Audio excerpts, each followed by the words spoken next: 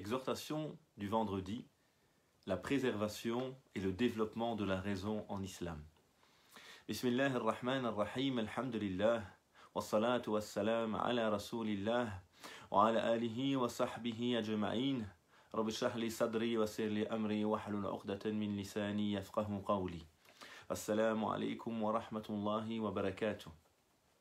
Au nom de Dieu le clément, le miséricordieux, et que la paix et le salut soient sur notre noble prophète Mohammed alayhi salatu wassalam, ainsi que sa famille et l'ensemble de ceux qui suivront la voie de la miséricorde qu'il a tracée pour l'humanité.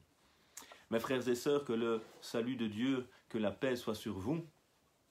Je suis très heureux de vous retrouver en ce vendredi afin de continuer à développer nos réflexions lors de cette exhortation du vendredi sur les finalités, le maqasid, les finalités du message, et notamment les 5 grands universaux, el-Kulliyat el-Khams, les 5 grands éléments qui est venu développer et préserver la voie divine. Nous allons aborder aujourd'hui ce qu'on appelle hifd el-aql, la préservation de la raison. Alors l'être humain est évidemment une créature particulière, singulière, puisqu'elle a été donnée, elle a été dotée par Dieu de la raison, de la capacité à réfléchir, à faire des choix. Elle n'est pas orientée, mue uniquement par ses passions, par ses instincts. L'être humain, c'est cette créature qui a cette capacité de raisonner, de faire des choix après avoir médité, réfléchi. Et donc c'est un élément central qui est finalement l'élément qui a permis à l'être humain de se singulariser parmi les autres créatures. Et lorsque Dieu a créé Adam, et que les anges d'ailleurs s'interpellent sur la création de cette créature, qui elle peut fauter, puisqu'elle n'est pas comme les anges, qui ne peuvent pas contredire à ce que Dieu leur demande, ils s'interrogent. Et Dieu va rappeler la grandeur de l'être humain en disant « Et il a certes enseigné à Adam l'ensemble des noms. » C'est donc cette capacité à connaître, à savoir, à réfléchir, à méditer, qui a permis à l'homme d'être cette créature finalement qui surpasse toutes les autres. Et c'est pourquoi également, lorsque l'être humain n'utilise pas à bon escient sa raison, ne réfléchit pas, ne médite pas comme il se doit, que l'être humain également se verra critiquer. Et nous voyons les gens d'ailleurs, le jour du jugement dernier, ceux qui sont perdus, ceux qui vont aller en enfer, dire «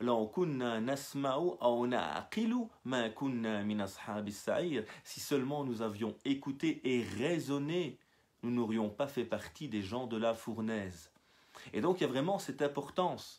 Et le Coran va critiquer également ceux qui ont des oreilles mais qui n'entendent pas, des yeux qui ne voient pas, des cœurs qui ne raisonnent pas.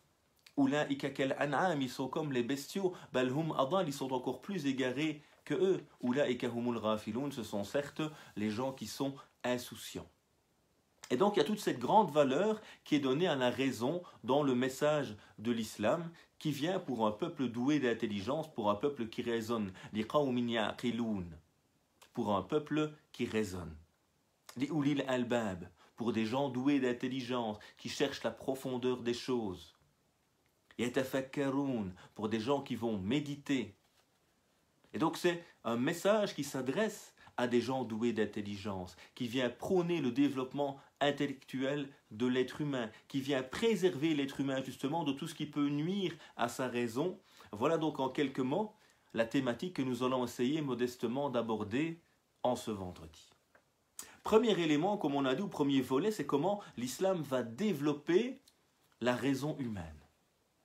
Et à ce niveau-là, tout d'abord, le message divin va insister afin de libérer, de préserver l'être humain de la dictature et notamment de la pensée unique. Car évidemment, lorsque la pensée unique existe, lorsqu'une dictature veut imposer à chacun et chacune une même manière de penser, cela va empêcher le développement intellectuel, le développement personnel de chaque individu.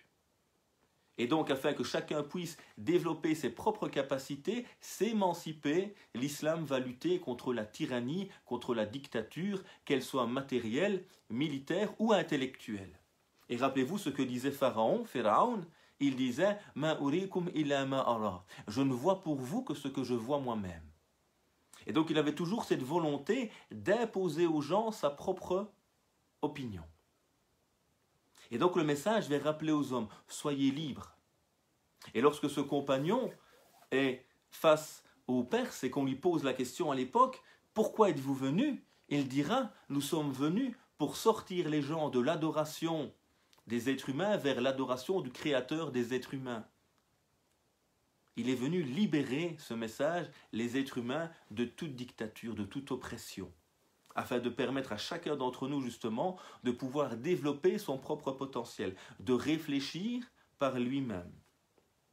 De là également, le message de l'islam va insister sur l'ijtihad, sur l'effort d'interprétation, sur l'effort intellectuel. Et chaque musulman est appelé à faire un ijtihad, à des niveaux différents, et selon les capacités ou les outils qu'il a pu développer, un ijtihad, un effort intellectuel dans mon domaine à moi. Je suis médecin, je suis chercheur, je suis ingénieur, je suis ouvrier, je suis maçon. Bref, chacun selon ses qualités devra faire un ijtihad pour développer finalement le savoir qui est le sien, les capacités qui sont les siennes. Et le prophète, alayhi salatu wassalam, durant sa mission, va insister sur l'ijtihad. Et lorsqu'il envoie son compagnon, Mu'adh ibn Jabal au Yémen, il lui dit, par quoi vas-tu juger? Et il lui dit, par le Coran. Si tu ne trouves pas, par la voix du prophète, alayhi salatu wassalam, si tu ne trouves pas, fa'ashtahid bira'i, alors je vais faire un effort intellectuel personnel. Et le prophète est heureux d'entendre cette réponse de son compagnon et le félicite et loue Dieu d'avoir fait que l'envoyé de Dieu a compris cet élément essentiel dans le fait de pouvoir réfléchir par lui-même, de répondre à des questions nécessairement par lui-même. Donc l'islam a insisté sur l'ijtihad dans tous les domaines de la vie, dans le domaine religieux évidemment, dans ce qui nous occupe le plus particulièrement ici, mais également dans tous les domaines. Et ce n'est pas pour rien si pendant les premiers siècles de l'islam, lorsqu'il y a encore cette dynamique, cet esprit qui habite les musulmans, on va voir le développement incroyable d'une civilisation musulmane qui va développer les savoirs, qui est avide de connaissances, qui va traduire le patrimoine grec, hindou, etc., qui va aller chercher des savoirs un peu partout, notamment à Beit el-Hikma, en Irak, etc., à Bagdad, pendant le califat abbasside. Et donc, il y a partout des pôles de savoir. Les premières grandes universités mondiales se trouvent dans les pays musulmans. Qarawiyyin au Maroc, Zaytouna en Tunisie, Al-Azhar en Égypte, etc. Ce sont des pôles de savoir qui vont exister un peu partout. Samarcande en Ouzbékistan actuel, etc. Donc, plein de lieux qui vont être des lieux de savoir et de connaissance, parce que les gens qui étaient habités par cette foi réformatrice avaient cette curiosité, cette envie de découvrir le monde que Dieu a créé. Et de là donc ce message également invite tout le temps, donc afin de développer la raison, invite tout le temps les musulmans à quoi? À réfléchir, à méditer, à tadabbur, à visiter, siru fil ard, aller sur terre. Pourquoi? Pour voir comment les peuples qui vous ont précédés ont terminé. Apprenez l'histoire, découvrez la sociologie, comprenez comment les civilisations se font, comment elles évoluent, comment elles chutent. Découvrez l'univers. Découvrez comment Dieu a débuté la création dans un autre verset. Allez connaître. Et donc il y a toujours cet appel aux musulmans à être ce connaisseur qui médite. Et on voit dans le Coran, lorsque ces gens, ces croyants, habités par la foi, méditent sur la beauté de l'univers, ils vont dire un moment « Rabbana ma khalaqta haza batilan » « Oh mon Dieu, mon Seigneur, mon éducateur, tu n'as pu créer cela en vain. » Quand on médite, quand on réfléchit sur la beauté de la création, on développe son potentiel et on se reconnecte aussi au Créateur qui redonne sens à notre vie et qui nous pousse à chercher justement ce sens et sagesse qui existent autour de nous. Donc c'est un message qui va appeler l'être humain à savoir, à connaître, à voyager, à acquérir le savoir partout. Il n'y a jamais eu cette maladie qui existe depuis la chute de la civilisation islamique, où on voulait scinder parfois le savoir religieux du reste. Les théologiens musulmans à l'époque de gloire de l'islam sont des mathématiciens, sont des philosophes, sont des médecins et des théologiens. Il y a donc ce lien parce que tout est savoir de Dieu finalement. Et tout savoir qui est utile, qui me rapproche du sens de ma vie, qui apporte un bienfait à ma personne et à l'humanité, est un savoir qui est dans la voie de Dieu. Fi sabilillah. Et donc il y a cet appel permanent à la lecture, à la connaissance. Innama yakhshallah min ibadihi al-ulama. ceux qui vont le plus avoir le cœur empreint d'humilité devant Dieu, ce sont ceux qui le connaissent et ceux qui connaissent sa création. Iqra bismi rabbika alladhi khalaq. Lis, apprends, mais lis quoi? Au nom de ton Seigneur qui a créé, lis le monde déjà qui t'entoure, avant d'apprendre bil qalam, avec la plume. Il y a donc toujours ce savoir qui est appelé. Et plus tu développes ton savoir, plus tu atteins ton autonomie, ta liberté. Et l'islam vient, comme le rappelle très bien Ibn Ashur, le maître des finalités contemporains, rahimallah ta'ala, il rappelle qu'un des objectifs fondamentaux de Sharia, de la voie divine, c'est al-hurriya, c'est la liberté. C'est libérer les êtres humains. Car on ne peut pas être un vrai croyant, car on ne peut pas être un bon humain lorsqu'on n'est pas libre. Et la clé de la liberté, justement, du développement personnel, c'est justement le savoir et la connaissance. Mais toujours dans l'islam, c'est un savoir et une connaissance utile qui m'apporte quelque chose. Alors si on peut évidemment avoir des hobbies, aimer connaître des choses secondaires, on va dire, c'est tout à fait humain, il est quand même important de se rappeler l'importance d'aller vers des savoirs utiles qui vont me permettre de grandir spirituellement, humainement, intellectuellement et apporter ma pierre à l'édifice. Ce n'est pas pour rien si l'éducateur par excellence, le prophète alayhi salatu wassalam, résumait son message en disant d'ailleurs, en parlant des hommes, il disait Khairun nas anfa'uhum linnas, le meilleur des hommes, c'est le plus utile aux hommes. C'est celui qui apporte quelque chose par son savoir, par son savoir-faire, par son expertise, quelqu'un par son humanité. C'est un savoir aussi connaître les humains, être dans le champ social évidemment. Et donc il y a l'importance ici du savoir de tous ces éléments-là. Le Coran également est un livre qui va nous appeler à débattre. Et les musulmans n'ont pas peur du débat, n'ont pas peur de la critique. Malheureusement, aujourd'hui, on voit des musulmans fragilisés, parce que peu connaisseurs de leur foi. Parce que parfois, évidemment, dans des situations minoritaires ou post-coloniales ou autres, qui font qu'on a au niveau identitaire parfois une difficulté à vivre de manière apaisée. Et donc on voit les musulmans très très susceptibles dès qu'on a une critique. Pourtant le Coran n'hésite pas à mentionner les critiques des polythéistes vis-à-vis du prophète, alayhi salatu wassalam. Il est possédé, c'est un sorcier, etc. Il ment. Et donc ils ne reconnaissent pas le message du prophète, sallallahu alayhi wa sallam. Et pourtant le Coran mentionne même leurs allégations pour mieux y répondre.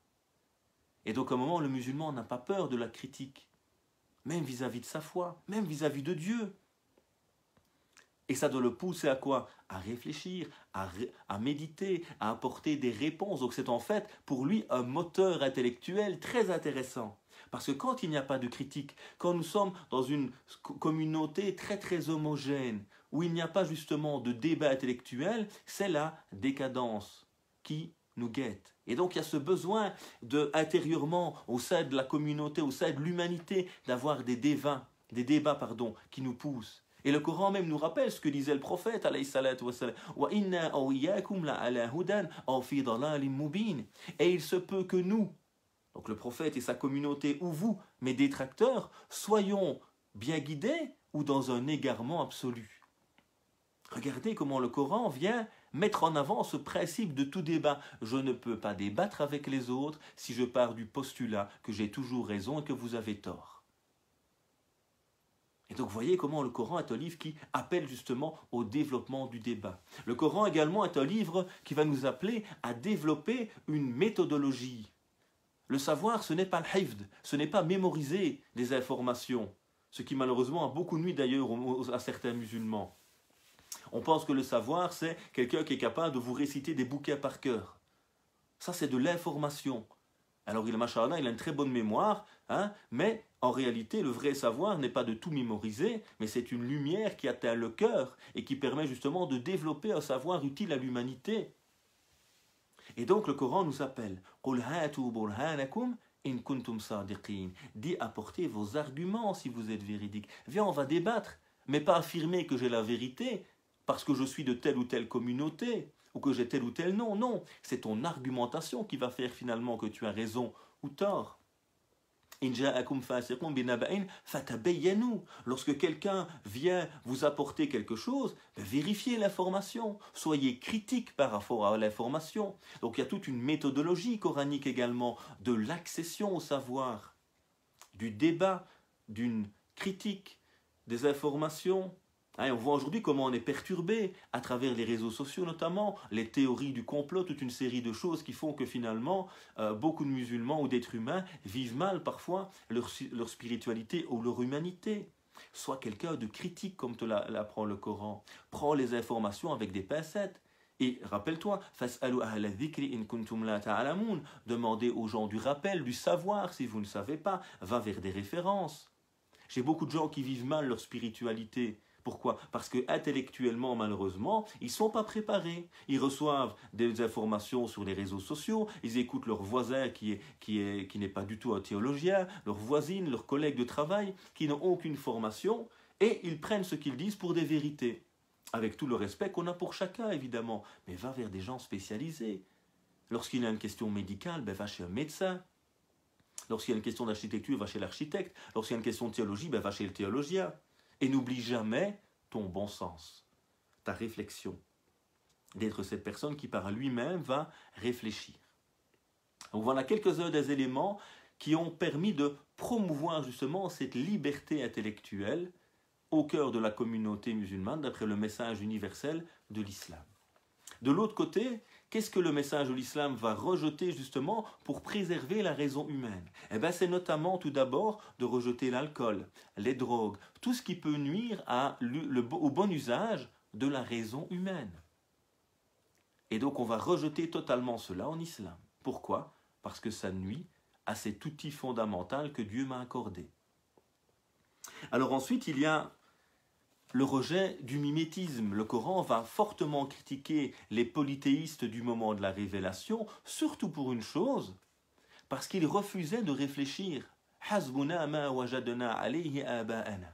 Il nous suffit ce sur quoi nous avons trouvé nos pères, nos ancêtres. On va rester, nous, dans le chemin des ancêtres sans réfléchir à ce que tu proposes, sans utiliser notre raison pour finalement mesurer, analyser ce que tu nous donnes comme information, ce que tu nous proposes comme cheminement.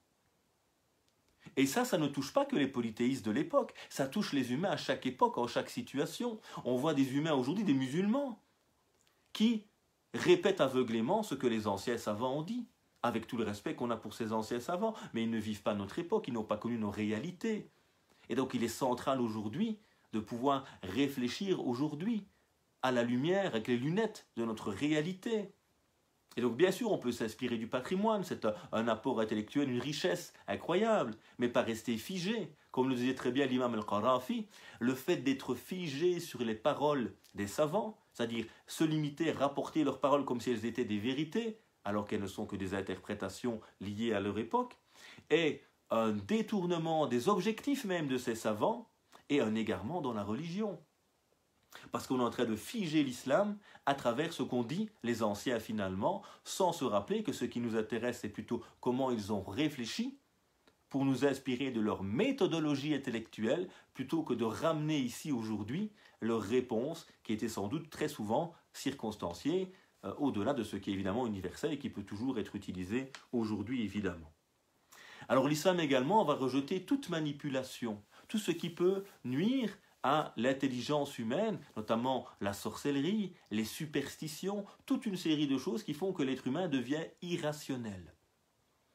Et donc on va rappeler à l'être humain que les sorciers n'ont aucun pouvoir sur les êtres humains, que tout cela n'est que fabulation, n'est que du faux, et qu'on ne fait que tromper le regard des gens, comme le dit le Coran. Ils ont ensorcelé les yeux des gens. Et on voit très bien que l'histoire de Moïse et des sorciers de Pharaon, comment ceux-ci n'ont finalement que des cordes qu'ils arrivent à faire bouger. C'est une illusion, alors que Moïse, le prophète, va mettre à nu justement leur tricherie, leur tromperie, et ceux-ci vont être convaincus d'ailleurs en voyant ce que Moïse a pu faire. Même chose pour les superstitions, croire qu'un médaillon peut me protéger, croire que telle ou telle chose peut me faire du tort. Rien ne peut te faire du tort si ce n'est par la volonté de Dieu. Rien ne peut te faire du bien si ce n'est par la volonté de Dieu. Et tu n'as pas peur d'un objet. L'objet n'a pas de pouvoir sur toi. Tu es quelqu'un de libre.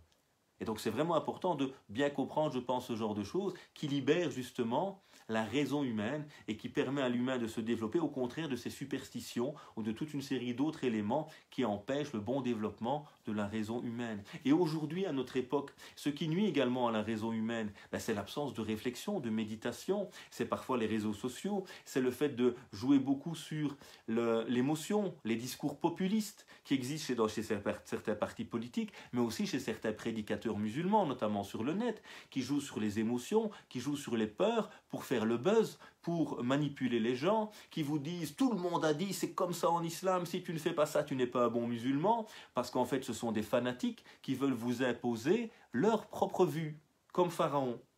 Ils ne voient pour vous que ce qu'ils voient eux-mêmes. Et donc cela est très dangereux évidemment, et l'islam rejette cela. À nous évidemment d'être des gens perspicaces, réfléchis, qui analysons, qui critiquons, qui nous rappelons que toute production humaine n'est qu'une réflexion humaine, avec ses limites, avec ses failles. Ne confondons jamais le référent religieux, qui pour nous est le Coran et le modèle prophétique, qui sont d'origine révélée, entièrement pour le Coran, partiellement pour ce qu'on rapporte du prophète, alayhi salatu wassalam.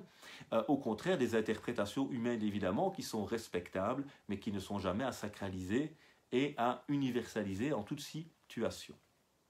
Voilà donc en quelques mots une réflexion ou le développement de cet élément important. L'islam est un message qui vient pour encadrer le bien-être de l'être humain, avec notamment 5 grands éléments, 5 grands besoins de l'être humain, le développement de sa spiritualité, de sa vie, de sa raison, de sa descendance ou sa famille, de ses biens, on verra la suite les semaines prochaines.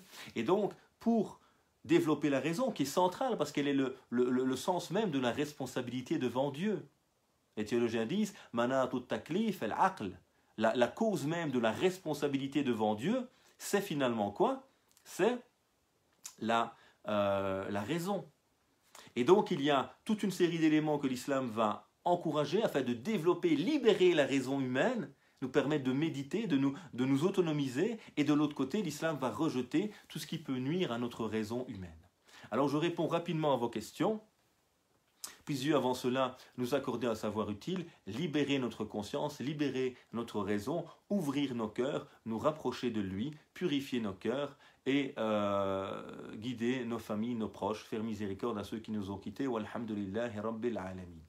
Alors rapidement en réponse à vos questions, comment savoir quel savant suivre, ancien, moderne? Alors comme on l'a dit, il n'y a pas un savant qui a la vérité absolue, ce sont des êtres humains. Donc aucun savant ne l'a dit, et s'il le disait, on ne l'écouterait plus. J'ai la vérité absolue, je suis votre seule référence que l'on peut suivre. Au contraire, les savants sont en général empreints de modestie. Je parle des vrais savants, pas de certains prédicateurs ou autres que l'on voit parfois qui sont très imbus d'eux-mêmes et qui ont parfois une propension à imaginer qu'ils ont le savoir absolu, à dénigrer les autres, voire à cacher leurs avis de manière malhonnête pour faire croire aux gens que ce qu'ils disent est la seule vérité absolue. Cela n'est pas de l'apanage des gens sincères et des savants réels. Donc il y a un mixte, je pense, à faire un peu entre tout cela, entre les savants classiques, qui sont évidemment des grandes références, qui ont développé les savoirs, et les savants contemporains qui cherchent, à la lumière des anciens, à réfléchir à nos questions contemporaines. Donc autant je peux m'inspirer évidemment des anciens dans plein de domaines, autant pour les questions qui touchent à ma réalité, je dois nécessairement interpréter ou me référer à des références locales, et je dis bien locales. C'est-à-dire, qui comprend les musulmans d'Europe? Ce sont les théologiens qui vivent en Europe, et pas les théologiens qui vivent dans un pays arabe ou en Malaisie. Il y a un décalage assez marqué au niveau sociétal, au niveau même du climat, de l'environnement, et tout cela joue évidemment sur les interprétations. Alors on ne peut pas être figé sur les anciens non plus. Je prends juste un exemple, El Moudawana, le nouveau code de la famille au Maroc, qui a été appliqué depuis quelques années. C'est un code qui se veut fidèle au droit musulman, mais dans un pays de pure tradition malikite, comme on aime à le rappeler là-bas, ce droit de la famille musulmane, qui est un droit construit à travers les sources musulmanes, a été forcé, si vous voulez, pour faire face aux changements sociétaux, à la réalité du monde, à aller voir dans toutes les écoles. Et donc il y a un droit aujourd'hui très pluriel, très encyclopédique, qui a permis de construire la Moudawana, parce que rester figé sur les avis des anciens malikites était contraire à l'intérêt et à l'esprit même de l'école malikite, qui a parmi ses principes notamment la prise en compte de la divergence au sein des savants. Donc, qui suivre? S'inspirer d'un maximum de savants, lire, ne pas avoir peur de lire les différents savants, même les gens, on va dire les intellectuels, ne pas avoir peur de lire, mais se rendre compte que si les anciens sont importants en termes de développement des savoirs premiers, les contemporains sont essentiels pour comprendre ces savoirs et les appliquer dans ma réalité. Allahu a'lam. Shaitan peut rentrer dans le corps d'un humain. Je ne crois pas à cela personnellement. Ce n'est pas l'avis que je pense le plus pertinent. C'est un avis qui est souvent cité chez les anciens. Donc de nouveau, certains vous diront, oui, la majorité l'a dit. Beaucoup d'anciens l'ont dit. Mais les anciens, souvent, quand ils n'avaient pas de connaissances, on était limité au niveau médical tout simplement à l'époque, on allait dire il est possédé. Ce qu'aujourd'hui, on appellera tout simplement des maladies psychologiques ou autres. Quelqu'un qui a une crise d'épilepsie, avant on aurait dit il est possédé par le diable. Donc à un moment, beaucoup de prédicateurs aujourd'hui sur le net, le souci selon moi, c'est qu'ils vont vous dire oui, la grande majorité des savants ont dit, oui, ils ont dit avant. À une époque où au niveau des connaissances, en termes de savoir, on traduisait ce qu'on ne comprenait pas par le fait d'être possédé très souvent. Donc je suis plutôt de l'avis d'éminents savants, comme le grand cher Mohammed El-Ghazali, je vous propose d'aller revoir ses écrits sur les djinns notamment, et d'autres savants comme le Cheikh Qaradawi ou d'autres, qui estiment qu'un djinn ne peut pas prendre possession du corps de l'être humain, puisque l'homme est créé libre, digne par Dieu, et il ne peut jamais se voir voler son autonomie. Par contre, ce que peut faire le diable, ce que peuvent faire les humains même, Shayatin al-Ins, les humains mal intentionnés, c'est posséder l'humain psychologiquement. C'est ce qu'on appelle la manipulation. Et là, effectivement, c'est possible par le diable, par les démons, par certains humains qui peuvent vous manipuler. Ça, oui. Mais je ne pense pas que c'est la prise en charge du corps de l'être humain et faire perdre à l'être humain son autonomie. Personnellement, je ne suis pas de cet avis. Un autre avis existe, évidemment, mais je ne le partage pas à titre personnel. Il est contraire, selon moi, à l'esprit même du Coran et à la vision de Dieu et de l'homme que j'ai développé dans d'autres vidéos. Wallahu a'lam.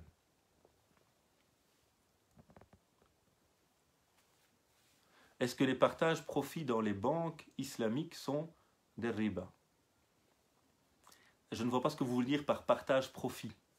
Alors normalement, les banques islamiques, qui sont plutôt des banques participatives, sont censées ne pas appliquer le principe de riba, évidemment. Sinon, elles seraient plus très islamiques.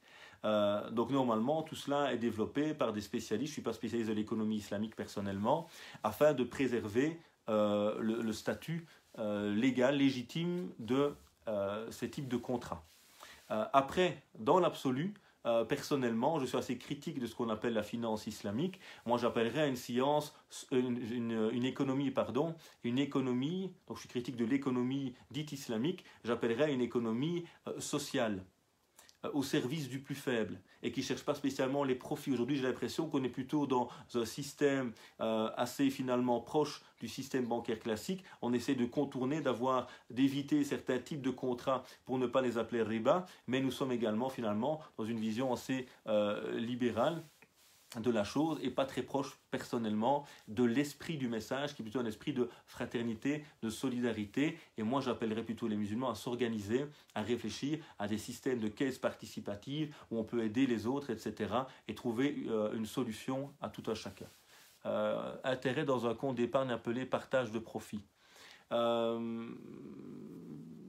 Si c'est le cas, c'est-à-dire que dans ce système, on dirait l'argent que vous mettez en dépôt dans cette banque est utilisé pour développer de l'argent, donc il n'y a pas un taux fixe qui est prévu, à ce moment-là, je pense qu'il n'y aurait pas de souci dans ce cadre-là, puisque effectivement, c'est une participation aux bénéfices de la banque. Vous mettez, j'invente, 100 000 euros dans cette banque, on utilise ces 100 000 euros et l'argent d'autres personnes dans des projets censés rapporter de l'argent. Ces projets rapportent de l'argent, pas à taux fixe, donc ça dépend les gains ou peut-être même les pertes, etc. Et puis on vous donne alors une part selon ce qu'on a pris de votre économie pour vous récompenser entre guillemets de votre participation à ce projet. Là je n'y vois pas de problème personnellement. Donc il n'y aura pas de taux fixe à ce moment-là. En sachant que même les intérêts bancaires, comme je l'ai déjà dit d'autres fois, sont question à débat entre les savants contemporains. Mais ça c'est encore une autre question qui demanderait du temps. Comment dire de la plus belle des manières à quelqu'un que l'on pense qu'il se trompe? Car pour lui, il fait le bien et est en paix avec sa conscience. Alors d'abord, tout dépend, est-ce qu'il se trompe réellement? C'est-à-dire, est-ce qu'il se trompe totalement, il est vraiment à côté de la plaque, ce qu'il fait n'est pas islamique? Ou est-ce qu'il se trompe d'après ce que moi je pense être l'avis le plus pertinent? Tant qu'il y a une pluralité d'avis émis par des spécialistes, il n'y a pas de problème à ce qu'une personne applique un autre avis, même si on ne le partage pas. Donc on sera plutôt dans la question ici du débat, du conseil avec la personne que l'on apprécie, et comme disent nos savants, ce qui est sujet à débat, on ne se fait pas de reproches sur ces questions-là. Donc voilà, alors maintenant si c'est vraiment une erreur, la personne est bien intentionnée, mais je ne sais pas moi, vend de la cocaïne pour financer la mosquée. Bon, j'abuse évidemment. Là évidemment, il faudra lui clarifier la chose. Maintenant, quelle est la sagesse pour le faire? Ce n'est pas toujours évident. Beaucoup de gens n'acceptent pas la critique, beaucoup de gens n'acceptent pas. Donc il ne faut pas être agressif, il ne faut pas être trop direct. Hein, l'imam Abu Hanifa se voyait insulté par un homme, ou entendit qu'un homme l'insultait. Qu'est-ce qu'il a fait? Il lui a rendu visite avec un paquet cadeau. Quand l'homme a ouvert la porte, il s'est étonné de voir l'imam qu'il insultait lui-même tous les jours, lui offrir un cadeau. Pourquoi fais-tu cela, dit-il? Pour te remercier, tu m'offres toutes tes hasanat. Salam alaikum.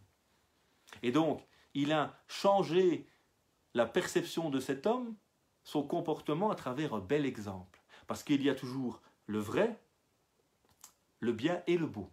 Le vrai, c'est que cette personne fait quelque chose de mal. Le bien, c'est de le faire changer. Le beau, c'est comment bien le présenter pour le faire changer. Donc parfois, il faut prendre du temps. Parfois, il ne faut pas aller directement. Parfois, il faut simplement le ramener un peu vers Dieu. Puis parfois, il faut faire des parallèles avec des choses logiques qu'il va accepter. Et puis seulement, je viens à sa question. Pas directement à la question même. Donc je viens, tiens, est-ce que tu penses que ce serait légitime, par exemple, je ne sais pas moi, de faire quelque chose contraire à l'islam pour gagner de l'argent? Il va te dire non. Et puis petit à petit, j'arrive à sa question. Donc venir avec des arguments logiques, le convaincre d'abord de nos premières étapes pour arriver à la question qui est la sienne à ce moment-là. Allahu a'lam. L'achat d'une maison avec une banque, ça prend beaucoup de temps. La seule chose que je peux vous dire sur cela, c'est qu'il y a plusieurs avis sur la question, et donc certains prédicateurs ne sont pas très honnêtes dans leur prêche en général, en vous faisant croire que c'est l'immense majorité, que c'est comme ça, et que riba, revenez, il y a deux vidéos intéressantes sur le net, une de Osman Hussein et une de son père qui s'appelle Hassan Hussein, qui aborde la question, notamment celle de Osman, était très objective sur la question.